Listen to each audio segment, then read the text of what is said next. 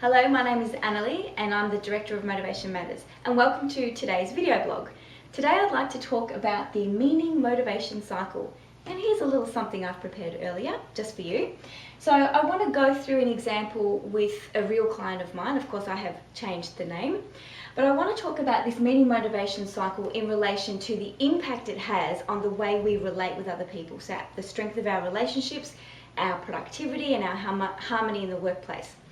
So the meaning motivation cycle is a cycle that describes the way we are motivated to show up in relation to somebody else's behaviour based on the judgments we make from their behaviour. So let me give you an example. So we've got my client, I'll call him Tom, who is working with a colleague and is having great difficulty with his colleague. I'm going to call his colleague Jerry, just to keep it nice and simple. So we've got Tom and Jerry. So Tom sees Jerry's behaviour as really rude. Really rude. And he's finding it really difficult to interact with Jerry.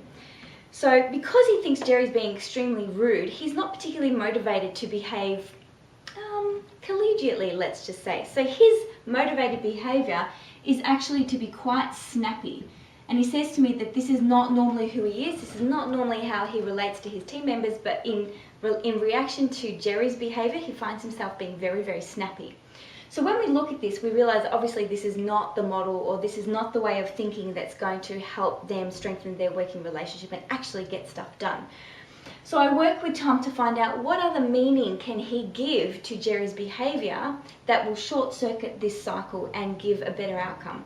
So we think about the things that are going on in Jerry's life at the moment, and Tom decides that Jerry is actually under a whole lot of pressure and that he's really stressed. So the new meaning he wants to give Jerry's behaviour, which in the past he deemed to be rude, is now the fact that he's just really stressed, having difficulty keeping it together. So what that means for Tom is that all of a sudden his motivated behaviour changes from being really snappy in defence to actually being quite compassionate and actually supportive. Oh, we're going to run out of space in the box. Oh dear. Okay, so his behaviour is now supportive. And what that means is the relationship all of a sudden takes a different turn, because in response to Tom's old snappy behaviour, can you imagine how Jerry was responding? Of course, he was in the same cycle. He was thinking that Tom was rude. Can you imagine? But now, since Tom has decided to change the way he thinks about his colleague Jerry, he has now changed the behaviour of not only himself but also of Jerry. And what they found was that Jerry actually indeed was very stressed. And after this change in Tom's behaviour, they had quite a good talk about how it was impacting him at work and how it was impacting their working relationship, and things improved significantly. So the takeaway from this meaning motivation cycle today is that if you're dealing with somebody who you are not getting along with, you are not getting a good outcome with, because there's judgments about the way you think they are motivated to behave, take a moment and ask yourself in this box here, what meaning are you ascribing to their behaviour?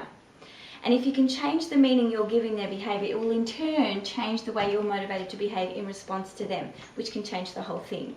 In any kind of system dynamic, it only takes one person to make the change. Is that going to be you?